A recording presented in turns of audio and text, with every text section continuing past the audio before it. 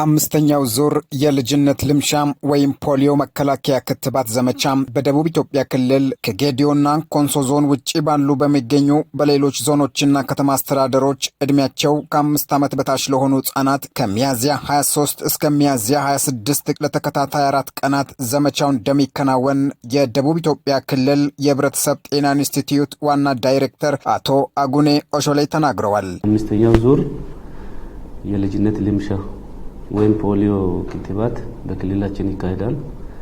ስለዚህ ክትባቱ የሚካሄደው እንግዲህ ከሚያዝያ 23 እስከ ሚያዝያ 26 አራት ተከታታይ ቀናት ይሰጣል። በዚህ ክትባት እንግዲህ ከ1.3 ሚሊዮን በላይ ህፃናት ተደራሽ ይሆናሉ ተብሎ ይታሰባል። እንግዲህ ክትባቱ የሚሸፍነው ከ6 ወር እስከ 5 ዓመት ያለው ህፃናትን ነው።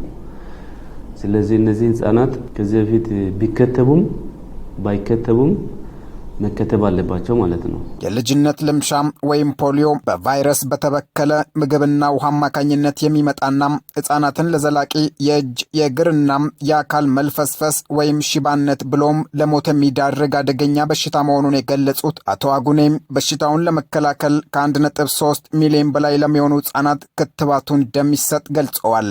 እንግዲህ ፖሊዮ ወይም ልጅነት ልምሻ አብዛኛውን ጊዜ ከ15 ዓመት በታች የሆኑ ህፃናት ላይ የእጅ ወይም እግር መልፈስፈስ የሚያመጣ በሽታ ነው። ስለዚህ እሱን ለመከላከል ነው እየተሰጠ ያለው የክትባት ማለት ነው። ስለዚህ በዚህ ክትባት እንግዲህ ከ1.3 ሚሊዮን በላይ ህፃናት ተደራሽ ይሆናሉ ተብሎ ይታሰባል። እንግዲህ ክትባቱ የሚሸፍነው ከ6 ወር እስከ 5 ዓመት ያለው ህፃናትን ነው። እንግዲህ ለህፃናት መከተብ መብት ነው፣ ለቤተሰብ ደግሞ ማስከተብ ግዴታ ነው። በተቀናጀም የፖሊዮ ዘመቻ ጎን ለጎን መደበኛ ክትባት ያልተከተቡና ክትባቱን ጀምረው ያቋረጡ ህጻናት ማስከተብ፣ ቆልማማ እግር፣ የከንፈርና ላንቃ መሰንጠቅ፣ የፌስቱላ ችግር ያለባቸው እናቶች እንዲሁም የምግብ እጥረት ችግር ያለባቸው ህጻናት የልየታ ተግባራትን በማጠናከር ሕክምና እንዲያገኙም ይደረጋል ብለዋል። በዚህ ክትባት እንግዲህ የተቀናጁ ሌሎች ተግባራት አሉ። ከነዛ ውስጥ አንዱ በፖሊዮ የተያዘ ወይም የእጅ ወይም እግር መልፈስፈስ ያለ ህፃን ማንኛውም ሰው ሊሆን ይችላል። እንደዛ አይነት ምልክት ካለ ናሙና ይወሰዳል፣ ይመዘገባል ማለት ነው።